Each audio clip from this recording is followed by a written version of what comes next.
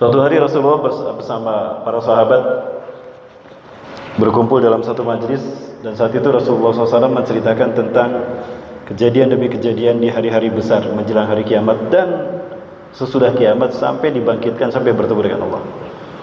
Hal itu yang membuat para sahabat terbayang-bayang tentang penjelasan Rasul terkait dengan kehidupan manusia menjelang kiamat, ketika kiamat, setelah kiamat.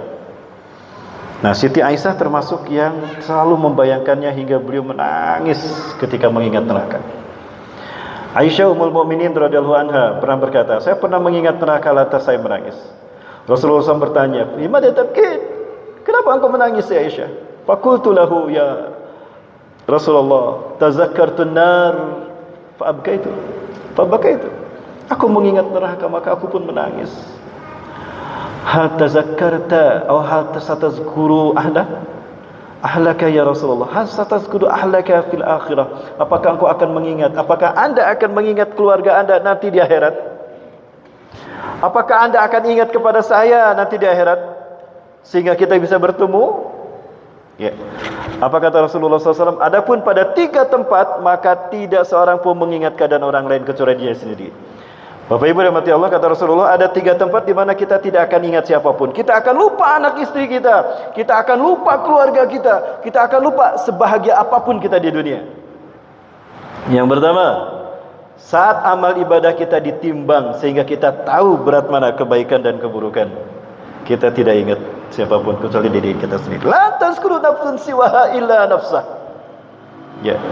Yang kedua, ketika menerima dan membaca catatan amal perbuatannya di tangan kanan atau di kiri. Ya Allah, di mana aku menerima catatan amalku, di kanan apa di kiri?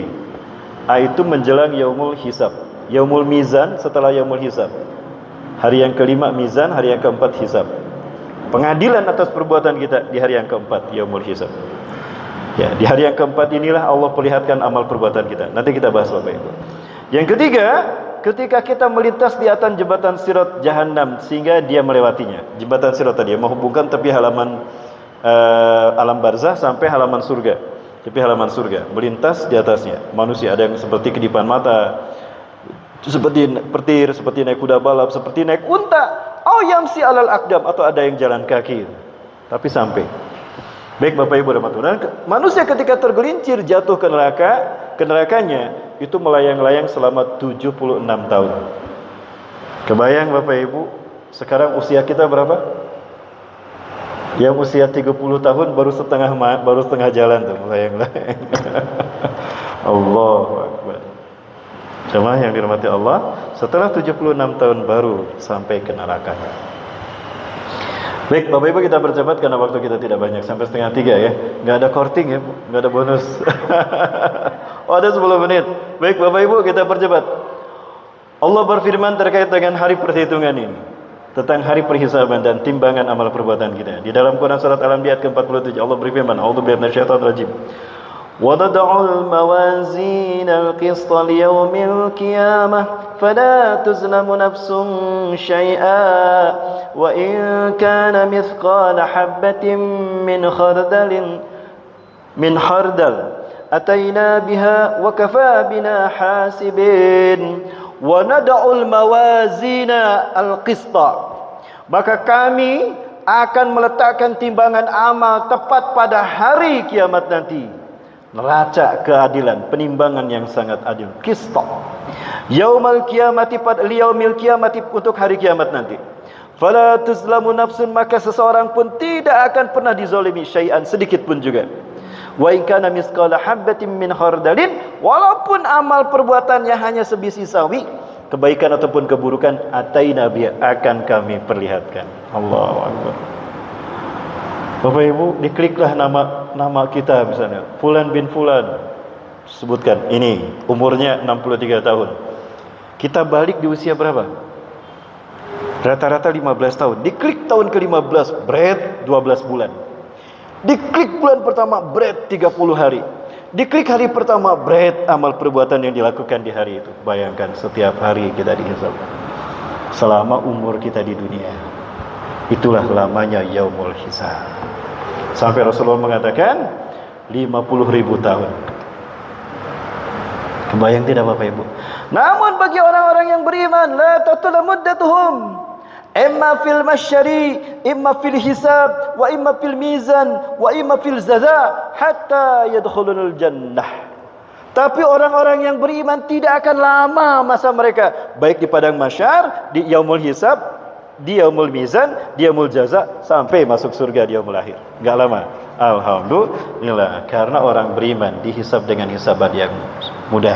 Maka berdoa kepada Allah, Allahumma hasibni hisaban yasira wa anqalibni ila ahli masrura. Ya Allah, hisablah amal perbuatanku dengan sangat mudah dan kembalikan aku kepada keluargaku dalam keadaan bahagia. Allahumma hasibni hisaban yasira wa anqalibni ila ahli masrura. Perbanyak doa, baca doa. Ya Allah, hisabkan semua amal perbuatanku dalam mudah ya Allah, dengan cepat, dan kembalikan aku pada keluargaku dalam keadaan bahagia. Ya, baik Bapak Ibu yang dirahmati Allah. Inilah yang kemudian kita paham tentang surat Al-Zalzalah ayat ke-6 sampai ayat ke-8. Pada hari manusia keluar dari kuburnya dalam keadaan bermacam-macam supaya diperlihatkan kepada mereka balasan pekerjaan mereka. فَمَنْ يَعْمَلْ مِثْقَالَ ذَرَّةٍ خَيْرًا يَرَهُ وَمَنْ يَعْمَلْ مِثْقَالَ ذَرَّةٍ شَرًّا يَرَهُ. Pasti akan melihat walaupun sebesar biji sawi. Kebayang Bapak Ibu. Ya. Nah, kemudian ketika diperlihatkan, bagaimana cara diperlihatkan? Tiba-tiba muncul kayak screen yang digambarkan dalam film-film canggih itu. Muncullah layar di depan kita. Ini kebaikan kita, ini keburukan kita, besar ataupun kecil. Ya. Kenapa demikian? Karena bumi bersaksi akan apa yang kita lakukan. Quran surat Al-Zalzalah tadi. Gimana bunyinya? Idza zulzilatil ardu zilzalaha wa akhrajatil ardu athqalaha wa qala al insanu ma laha yawma idin tuhaddisu akhbaraha. Pada hari di mana bumi bercerita tentang kabar-kabar yang pernah terjadi di punggungnya, bumi akan menceritakan kepada Allah, inilah ya Allah yang pernah terjadi di dunia di punggungku. Maka ketika Rasulullah SAW bersabda, Yaumaid, membaca ayat Yaumaidin tuhadditsu akhbaraha. Kemudian beliau bertanya, atadrina ma akhbaraha? Ma akhbaruha? Apakah kalian tahu apa itu akhbaraha, beritanya? Para sahabat menjawab, Allahu a'lam, summa Rasulullah ya'lam. Ya, beliau bersabda, beritanya adalah akhbaraha an taqulal ardu syahidan ala abdillah rajulan aw imra'atan. Berita-beritanya adalah bumi akan menjadi saksi. Setiap jengkal tanah ini akan bilang, oh ya Allah, di titik ini dia pernah melakukan ini, di sana dia pernah melakukan ini. Disebutkan satu-satu dan diperlihatkan gambarnya. Di saat itulah mata kita terbelalak menyaksikannya. Dan di saat itulah mungkin manusia mengatakan, aduhai celakalah aku. Ya, ada juga mengatakan, alhamdulillah, selamatlah aku. Nah, gitu. Jamaah, kumaha itu ini jalan lembing. Lanjut. Ya. Maka dia melakukan ini dan dia melakukan itu, kata bumi. Ini hadis dari Ibnu Hibban dari Abu Hurairah. Riwayat Ibnu Hibban, hadis dari Abu Hurairah radhiyallahu anhu. Kita percepat Bapak Ibu. Nah, kemudian summa innakum sataqumu amama rabbikum biduni mutarajjimin fardan. Kemudian kalian akan berdiri di depan Tuhan kalian, menghadap Tuhan kalian sendiri-sendiri tanpa pendamping dan tanpa penterjemah. Wakal wa yatakallamu rabbuka mubasyaratan lak. Maka Allah berkata-kata langsung kepadamu. Di saat itu ada cerita lucu terkait dengan hadis ini, terkait dengan ayat ini Bapak Ibu sekalian. Ya, kita lihat ayatnya, surat Yasin ayat ke-65. Allah berfirman, A'udzubillahi minasyaitonir rajim. Yauma nakhtimu ala afwahihim. Pada hari kami kunci ala afwahihim, mulut-mulut mereka. Wa tukallimuna aydihim, dan berkatalah tangan-tangan mereka. Wa tashhadu arjuluhum, dan bersaksilah kaki-kaki mereka. Bima kanu yaksibun, atas apa yang mereka lakukan. Nah, terkait dengan ayat ini, di dalam tafsir Ibnu Katsir diceritakan, qala Ibnu Abi Hatim, berkata Ibnu Abi Hatim, hadatsana Abu Syaibah Bercerita kepada kami Abu Syaibah. Siapa dia? Ibrahim bin Ibnu Abdullah bin Abi Syaibah. Haddatsana Minjab ibnu Al-Haris At-Tamimi. Bercerita kepada kami Minjab bin Al-Haris At-Tamimi. Terus sampai kepada Anas bin Malik. Ya, Anas bin Malikin. Nah, dari Anas bin Malik, sahabat Rasulullah SAW. Qala, ia berkata, kunna inda Nabi sallallahu alaihi wasallam. Ketika kami dahulu bersama Nabi sallallahu alaihi wasallam, fadhahika hatta badat nawajidhu. Tiba-tiba Rasulullah tertawa, tersenyum tapi lebar, tersenyum lebar sehingga terlihat giginya, gigi guntingnya. Saya ompong Bapak Ibu, takut kelihatan. Rasulullah tertawa sehingga terlihat giginya. Giginya, gigi gunting depannya. Summa qala atadruna mimma adhak. Tahukah kalian kenapa aku tertawa? Au adhaku? Kenapa aku tertawa? Qulna, kami mengatakan Allah wa rasuluhu a'lam. Allah dan Rasulnya Maha tahu. Faqala, Rasulullah bersabda, min mujadilatil 'abdi rabbah yaumal qiyamah. Aku tertawa lucu karena seorang hamba ketika berdebat dengan Allah Tuhannya. Jadi nanti manusia akan berdebat dengan Allah Tuhannya. Seperti apa debatnya? Itu yang bikin aku tertawa. Jadi Rasulullah diberitahu oleh malaikat Jibril, ya Rasulullah nanti kejadian seperti ini. Astagfirullah. Sampai gitu dia Rasul. Astagfirullahaladzim. Subhanallah. Sampai begitu Rasulullah. Ya. Yaqulu, maka berkatalah si hamba, Rabbi, alam tujirni minal zulmi? Ya Allah, bukankah engkau telah berjanji engkau akan membebaskan aku dari kezaliman? Engkau akan membebaskan aku dari kezaliman. Apa kata Allah? Fayaqulu bala. Allah menjawab, ya, betul. Aku akan melindungimu dari kezaliman. Fayaqulu, kemudian dia berkata, la ujizu alayya illa syahidan min nafsi. Aku tidak akan pernah membolehkan siapapun menjadi saksi atas diriku kecuali diriku sendiri. Aku tidak mau ada orang lain yang mengatakan apa yang telah aku lakukan ketika di dunia. Aku ingin menjadi saksi. Aku akan menyebutkan apa yang sudah aku lakukan di dunia. Cukup aku menjadi saksi atas diriku sendiri. Maksud dia begitu. Sama Allah dikabulkan. Apa kata Allah? Fayaqulu kafa bi nafsika al-yawm 'alaika hasiba. Cukup kamu menjadi saksi atas perbuatanmu sendiri.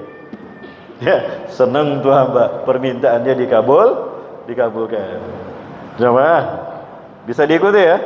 Bisa dipahami jamaah ya? Baik. Wabil kiramil katibina syuhuda. Dan juga para malaikat pencatat amal perbuatan kalian akan menjadi saksi dia. Dia cukup menyaksikan saja, tidak akan komentar. Fayuhtamu ala fi, maka mulutnya dikunci kemudian. Kemudian mulutnya dikunci. Wa yuqalu li arkanihi, maka Allah berfirman kepada seluruh anggota badannya, antiki, berbicaralah. Berbicaralah. Fatantiku bi amalihi, maka semua anggota tubuhnya mulai berbicara atas apa yang dilakukannya. Ya, bicaralah matanya, bicaralah telinganya, bicaralah hidungnya, bicaralah tangannya, bicaralah kakinya, bicara rambutnya. Terbelalak dia. Summa yukhalli bainahu wa bainal kalam.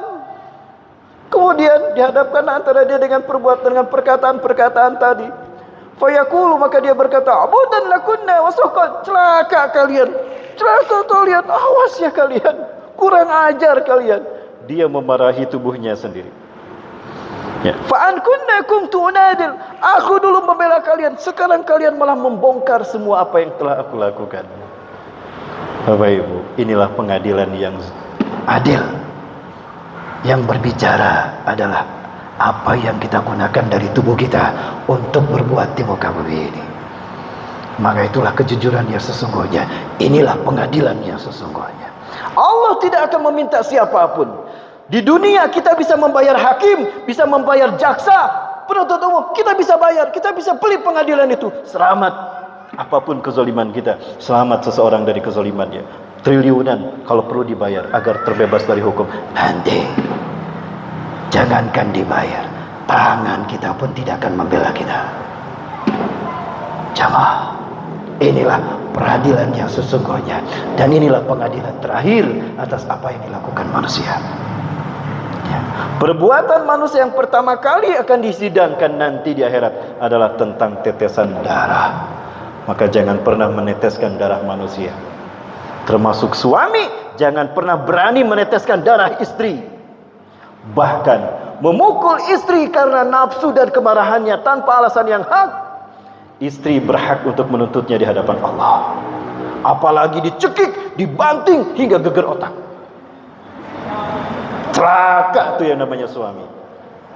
Hati-hati ini para suami. Semarah apapun, jangan pernah menyentuhkan tangan kita ke tubuhnya.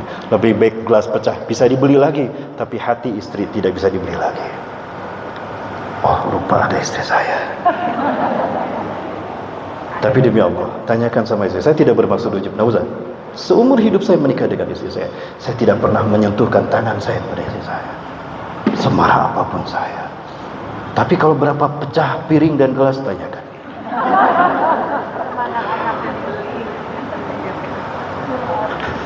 Silakan tanyakan. Aku paling cuma 2. Nggak ada. Betul nih.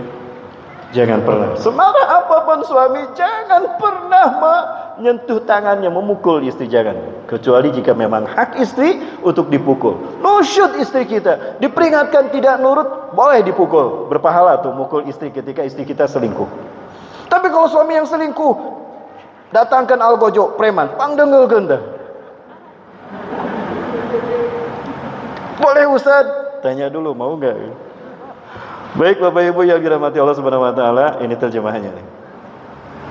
Namun Bapak Ibu yang dirahmati Allah, ini saya bawakan hadis ini saya temukan di dalam kitab Tarbiyah Ruhiyah karya Dr. Abdullah Nasir Ulwan. Bagus tuh Bapak Ibu ya. Baik Bapak Ibu yang dirahmati Allah Subhanahu wa taala. Kemudian masih ada juga hadis yang lain. Qala Abdul Razzaq, berkata Abdul Razzaq, akhbarana Ma'mar, berkabar kepada kami Ma'mar. Ya, an Bahz bin Hakim, dari Bahz bin Hakim, an abihi, dari bapaknya Bahz, berarti dari Hakim, an jaddihi, dari kakeknya Bahz, dari bapaknya Hakim, anin Nabi sallallahu alaihi wasallam qaal, dari Nabi sallallahu alaihi wasallam beliau berkata, innakum tud'auna ya mufaddamah afwahukum bil fidam. Sesungguhnya kalian kelak akan dipanggil dalam keadaan mulut kalian tertutup. Ya, mulut kalian akan ditutup dengan penyumbat. Fa'awwal ma yus'alu an ahadikum fahidhuhu wa katifuhu. Yang pertama akan berbicara dari tubuhnya nanti ketika mulutnya dikunci adalah paha dan bahunya. Ya, paha kita yang akan berbicara. Yang ibu-ibu yang suka pamer paha, nah pahanya ngomong nanti. Masya Allah, merinding saya Bapak sekalian. Ya, pada wanita-wanita yang begitu gemar menampakkan pahanya. Allahu Akbar. Ya. Kita melihatnya aja dosa Bapak Ibu. Ya. Astagfirullahalazim. Boleh. Yang pertama boleh, yang kedua kela kagok seetik tuh. Itu dosa dah. Kalau tadi alhamdulillah. Tapi jangan ulah ngicep, pandangan pertama halal, rahmat. Tuh ngicep tuh. Enggak boleh. Ustaz. Itu manusiawi. Untuk laki-laki. Jangankan kita, Ali bin Abi Thalib aja pernah tertarik dengan kecantikan seorang wanita, seorang gadis. Ketika di Madinah, Ali bin Abi Thalib berjalan, naik kendaraan, naik kuda. Ada berpapasan dengan wanita cantik di Madinah. Subhanallah, cantiknya, ya Allah, makhlukmu ini subhanallah. Terima kasih ya Allah, kau perlihatkan keindahan makhlukmu. Rasulullah tersenyum, astagfirullahalazim. Ali, innalaka alula walisatlaka asaniyah. Cukup pandangan pertamamu. Yang kedua jangan Ali. Kenapa ya Rasulullah? Yang pertama alula rahmah, wasaniyah wa ba'daha la'nah. Yang pertama rahmat, yang kedua laknat. Kami menatapnya lama aja dosa. Ini mereka bebas memperlihatkannya. Nah itu penzina itu namanya. Membuat orang berzina dengan matanya. Berzina. Lalu bagaimana dengan artis-artis yang demi kepopuleran di dunia dia berani menampakkan auratnya, bahkan menggoyang-goyangnya? Tadi kata Rasulullah SAW, dua kelompok yang Allah tidak akan pernah, aku tidak pernah melihatnya, dan mungkin juga Rasulullah tidak akan melihatnya selamanya. Pemimpin yang punya cambuk lalu dicambukkan itu ke rakyatnya. Pemimpin yang punya kekuasaan lalu dia zolimi dengan kekuasaannya. Nauzubillahi min zalik. Sampai rakyatnya mati, bunuh diri karena kelaparan, bayangkan. Di Makassar, anaknya dikasih racun mati lalu dia ibunya gantung diri. Gara-gara apa? Sulit hidup, biaya hidup. Nah, hati-hati pemimpin, celaka tuh rakyatnya seperti itu. Auzubillahi min dzalik. Nah, ini beritanya menjadi pemimpin. Beratnya menjadi pemimpin. Ya, Bapak Ibu yang dirahmati, kemudian yang kedua, dan perempuan yang mereka berpakaian tapi sebetulnya mereka tidak berpakaian. Pakaian bukan sebagai penutup aurat tapi sebagai aksesoris untuk membuat indah dan cantik di hadapan kaum laki-laki. Rasulullah bersabda, ketika seorang wanita idza kharajat imra'atun min baitiha, apabila seorang perempuan keluar dari rumahnya, maka setan akan berdiri di kepalanya ketika dia berhadapan dengan laki-laki yang berpapasan di jalan yang bukan mahramnya. Maka dibikin indah dari ujung rambut sampai kaki, sehingga si laki-laki itu tidak berkedip dan tidak melepaskan tatapan dari wanita tadi. Dibikin indah semuanya. Ya. Dan ketika wanita itu membelakangi laki-laki, maka dia akan duduk, setan akan diam di pinggulnya, sehingga tatapan laki-laki itu tidak pernah terlepas dari pinggulnya. Betul kan? Betul kan? Kok yang jawab ibu? Bapak Ibu yang dirahmati Allah Subhanahu wa taala. Maka para suami jangan pernah mengizinkan kaum wanita, istri dan anak perempuannya keluar rumah kecuali tertutup hijabnya. Dan kalau Bapak Ibu, kalau ibu-ibu memakai cadar, Allah akan menghampiri ibu-ibu nanti di surga. Yang lain datang menghadap Allah karena ahli surga akan menyaksikan kenikmatan tertinggi, melihat wajah Allah tanpa hijab. Itu puncak kenikmatan surga, melihat wajah Allah tanpa hijab. Ya, ya, saya menatap foto istri saya saja, gelis ya. Apalagi dengan menatap Allah yang menciptakan kecantikan, betul? Nah, itu puncak kenikmatan surga. Kalau ahli surga yang lain, mereka harus datang ke tempat untuk menyaksikan Allah. Tapi nanti bagi mereka yang bercadar, Allah datang menghadapnya sendiri. Allah yang datang menghadapnya. Nah, inilah kenapa dibolehkan, bahkan dianjurkan untuk menggunakan cadar. Karena laki-laki dengan wajah saja sudah bisa membayangkan syahwatnya, bermain syahwatnya di atas kepala, betul? Di matanya. Kenapa saya bisa tahu begini? Saya laki-laki, Bu. Jemaah masih bersama saya? Baik, kemudian jadi yang pertama bersaksi nanti dari manusia adalah paha. Di dalam hadis yang lain paha kiri dan bahu kiri. Paha dulu, kemudian bahu kita. Apa maksudnya bahu? Kenapa bahu ini ya? Mungkin Summayal kasalasa. Kemudian dia akan dihadapkan pada yang ketiganya, ya. Kemudian orang yang ketiga dihadapkan asalis. Sumayul asalis, kemudian didatangkan orang yang ketiga, yang ke satu didatangkan, kedua didatangkan, yang ketiga didatangkan. Fayaqulu, maka dia bertanya, "Ma anta? Amal apakah yang kamu bawa?" Ya. Kata malaikat. Ia menjawab, "Oh, Allah yang bertanya. Ma anta? Apa yang amal yang kau bawa, wahai hambaku?" Ini ketika kita berhadapan dengan Allah. Ini yang Allah tanyakan kepada kita ketika kita berhadapan dengan Allah nanti. Tadi kata Rasulullah SAW, "Ana abduka, aku hambamu ya Allah." Ya. "Amantu bika wa binabika, aku telah beriman kepada nabimu dan kepada engkau ya. Aku telah beriman kepada engkau dan kepada nabimu. Wa bi kitabika, dan aku telah beriman kepada kitabmu. Wa sumtu, aku saum di bulan Ramadan, bahkan aku saum sunnah. Wa sholaitu, dan aku salat, bahkan salat sunnah, tahajud dan sebagainya. Wa tasaddaqatu, dan aku bersedekah."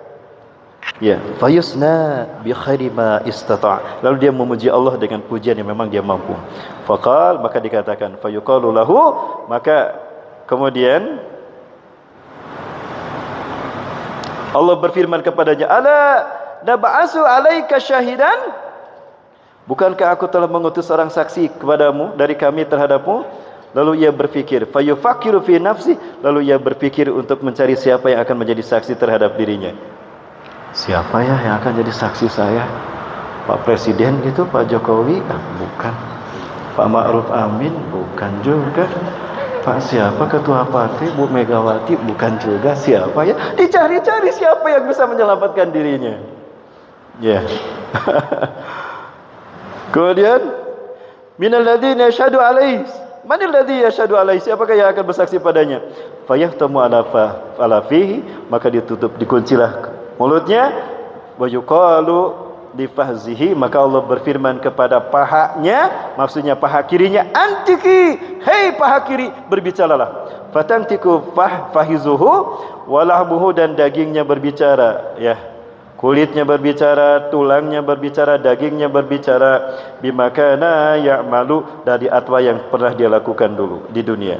Wadzalikal munafiqu, itulah orang-orang munafik. Wadzalika liyughdiru min nafsih.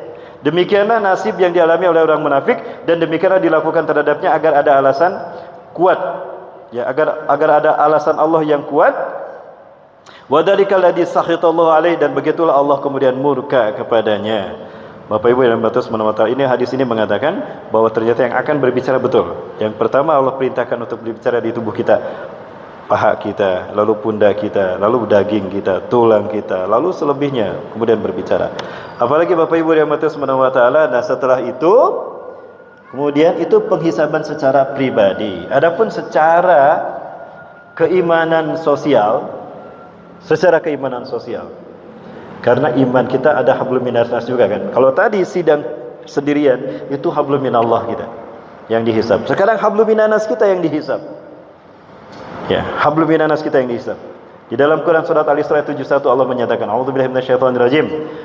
Yauma nad'u kulla unasim bi imamihim. Ingatlah pada hari di mana kami panggil setiap manusia bi imamihim. Kalimatnya imam artinya cuma satu orang pemimpin, bukan banyak pemimpin. Jadi pemimpin umat Islam di dunia cukup satu saja, enggak boleh banyak.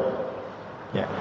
Faman utiya kitabahu bi yaminih, barang siapa yang diberikan catatan amal di tangan kanannya, faulaika yaqrauna kitabahum, maka mereka pasti akan membaca kitabnya satu-satu dalam keadaan menangis dan bersyukur, alhamdulillah semua catatan amalku baik-baik karena yang diperlihatkan di tangan kanannya.